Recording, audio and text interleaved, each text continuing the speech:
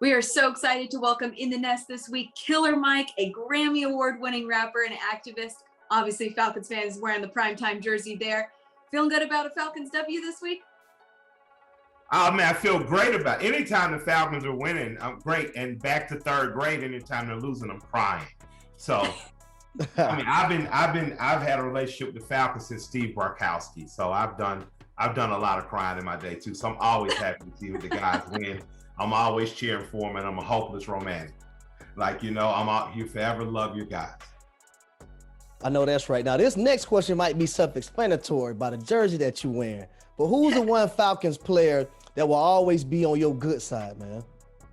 It's Prime. It's Coach Prime now down in Jackson, state of Mississippi, and building a great program. And I'd just like to shout out them and a bunch of other historically Black colleges and universities, including but not limited to ones like Grambling, FAMU, of course, Morehouse, my school. I just think what he's doing post-play and what he's done off the field has always been great. I remember being in high school hearing that Deion didn't smoke or drink.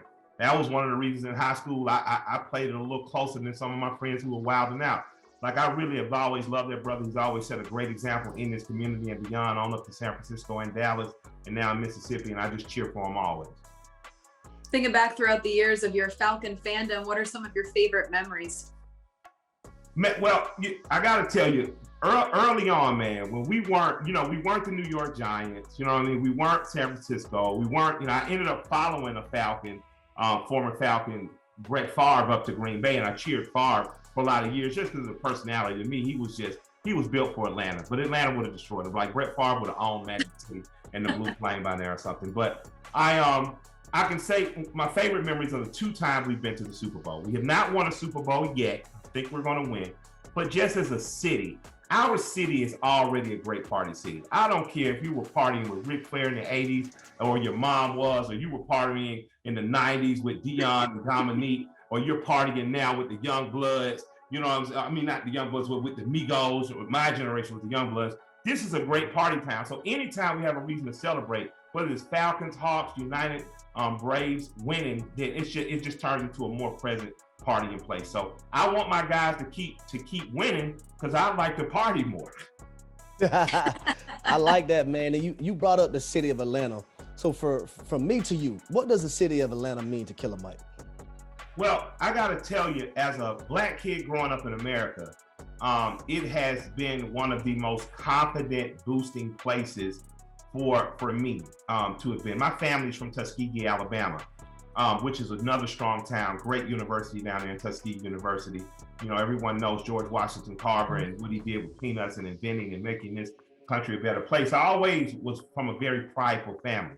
But I'll tell you, growing up in a neighborhood like the Collier Heights that was founded by Black folks, for Black folks in 1948, Herman Russell lived there, was a Black developer who helped build this entire city along with white developers like Portman. Being able to see myself as simply a human being where the merits of my work were what counted more so than fighting against what felt like and was unfairly outside of places like Atlanta, it really gave me a confidence, and I feel like it put me ahead of the curve on a lot of things. So growing up in this city for me as a Black child in America has been one of the most responsibility-given things. So my grandparents told me, don't embarrass us and don't embarrass your people, right? And it is also with that responsibility and accountability is giving me a confidence and a capability that I feel like has made me a greater citizen, a greater friend and ally to people who are not like me, and someone who's able to progress my community and communities beyond in a more positive direction. That's dope. And you've definitely channeled that into that activism. I think we all remember your emotional speech last year during the protest. What do you hope the kind of impact is of that over time, over the long term, and how much work do you think there still is to be done for equality in Atlanta? Well, there's always work to be done. There's always work to be done, and I think if we move forward with that, it's just like you go to church. You don't get it all figured out one day and stop. You know, I don't know. I got a lot of Southern aunties that none gave up on their Jesus. So I say that we as human beings realize that, like this show is right now made up of different people, different philosophies, different ethnic groups, different sexes. I think more of that increases the chances of us progressing. I woke up to the on IG this morning, and the first thing I saw on someone's story was a white Southern man who was laying an asphalt-like driveway, had a Black neighbor of someone he was laying it for, said, I'd like to get mine done, but I don't get paid till the 1st or the 3rd. He then gave a $50 deposit. The man did both driveways, and because the man who needed his driveway done but didn't have the money was a Marine, he said, "Thank you for your service, and it's done." I put up, "It feels good to be a Southerner," because in my lifetime, I've seen more of that. Fishing out on the lake with my grandpa, speaking to people who weren't from our same town or city, didn't look like us. I've seen more of that organizing with the woman, Alice Johnson, who was from a white woman from Chicago, who worked in Andy Young's administration, but came out of trade and labor and introduced me to the people from the SCLC that taught me how to organize. I've seen more good news on my daily basis in Atlanta than bad, and I'd like to see that grow. And I'd like to see not only Atlanta, but Atlanta, Birmingham, Tampa, Charlotte, Memphis, all of these southern cities that I've went in and feel so welcome. I like for what we do naturally here in the South. I was just in Nashville for a couple of weeks. I like that to spread that, to reverse the tide that this nation is going in the extreme polarization, to be honest with you. Man, I'm so glad we got you representing the city of Atlanta, man. Now, if there's one thing that stood out over the years to let you know that Atlanta is progressing in the right direction, what would you say that was? Well, I mean, when you look at the amount of Black business here, and I don't mean just Black business for the sake of saying Black business. My mother was a Black woman. She was a business owner in the 80s. One of my sisters is an accountant. Another one of my sisters is contractor herself. She's a master beautician. Other of my sisters own trucking companies. This is one of the only cities you can land and say Black women businesses, and over 100 businesses come up. It's one of the only places you can come up. And this doesn't mean we just serve Black people. This means the ownership looks like me. But the people who work there look like a multiplicity of people, but yet in this community allows for a Black working class to exist, a Black middle class to exist. And for me, it shows the potential that this country has if this country focuses on fairness. And we have to give some salutations to Maynard Jackson.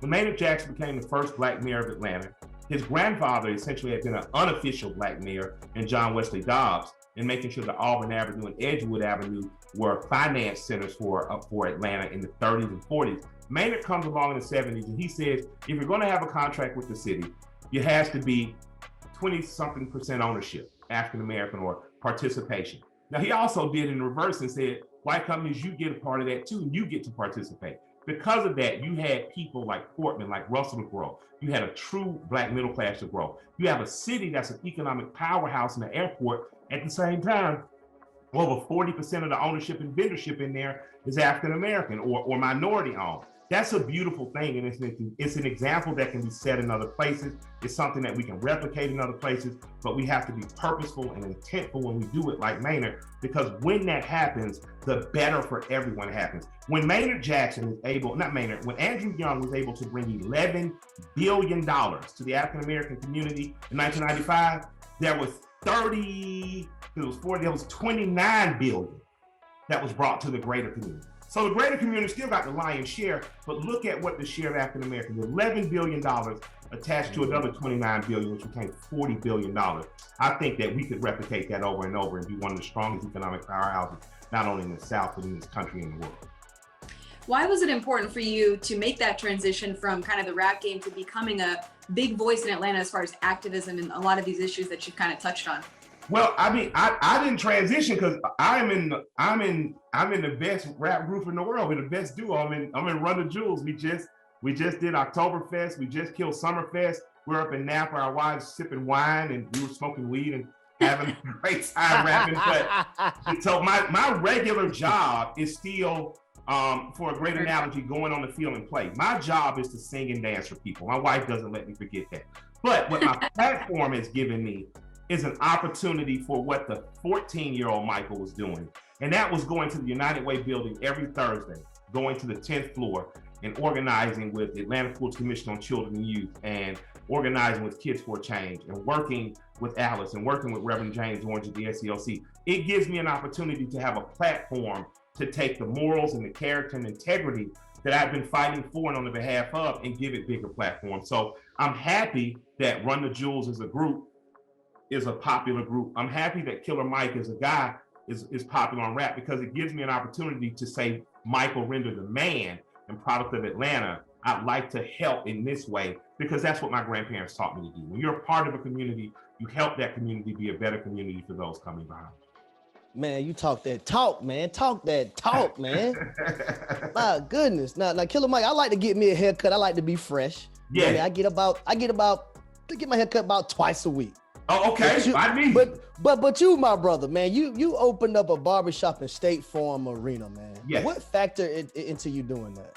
Well, it's one of three. We have a shop minutes from the airport. We have a shop, our flagship store on Edgewood Avenue, and we have a shop in State Farm Arena. And the shops are called, and the brand is called the Swag Shop, the shave, wash, and groom shop. Men out there, a lot of times our life is rushed. We're fathers, we're sons, we're caretakers, we're taking care of everybody else, and a lot of times you don't get taken care of. The only 30 minutes to an hour you get is in that barber's chair. And I didn't want that experience to just be a loud, noisy experience with clippers. We cut you, have a good day, give us $50, I'll see you later. I wanted you to come and get shaved. I wanted you to get washed. I wanted you to get properly groomed. I wanted you to have hair care products that are built for you. You know, I grew up using whatever grease my mom used, but there were greases I should have been using. So my wife and I, Shayna and I started the Swag Shop about 9 years ago. We've grown into 3 shops that make good money. We've grown into a lifestyle brand, and we sell a bunch of t-shirts. We're rolling out hair care products. And in October, when the Hawks open their doors, they hit their floor again, we're going to be partnering with a cool company, and you're going to see us roll out a very, very cool retro style t-shirt from one of the most famous Hawks players ever. And I think you guys are going to really see that the Swag Shop, besides being one heck of a barbershop, is a cool brand that you're going to want to wear with whatever new sneakers you're buying from Wish or Walters or Heat or wherever you're going to get your new fit. Ladies and gentlemen, listen, hygiene is very important, especially personal hygiene. So make sure you hit up the Swag Shop. Now, last one I got for you, Killer Mike. What's next for you, man? What's next for me? Well, I want to say Greenwood Bank is going to roll out. It's a banking platform that's right on your phone. We talked about it. I know people on the waiting list, as am I. I appreciate you. So look for Greenwood. We're about to open up more swag shops. Look for more to open in the next 2 years. Our goal is to open up at least 10. Our big goal is to open up thousands of them, as I think that we are a franchise that can be comparable and competitive with any barbershop that's out there. And I think you should just look for more music. Run the Jewels 5 is going to get done. I think you might hear some cool stuff come out of me. Thanks for Madden for putting my song Yes, produced by DJ Minutes, on that. And hopefully you'll see me over at Westlake cheering for my nephews who are playing there. And my daughter, she's going to try out at Riverwood. If she makes the team, basketball team, I'll be up in Riverwood cheering there too. Nice. The true definition of don't just talk about it, but be about it. Salute, Absolutely. man.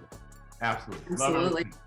Yeah. And thank you so much for everything that obviously you've done for the city of Atlanta. You mean so much to this city. It's so cool to have you on Rise Up Tonight. Anyone who wants to check out the full conversation, head to fox5atlanta.com. Lots of good stuff in there. And we'll be right back on Rise Up Tonight.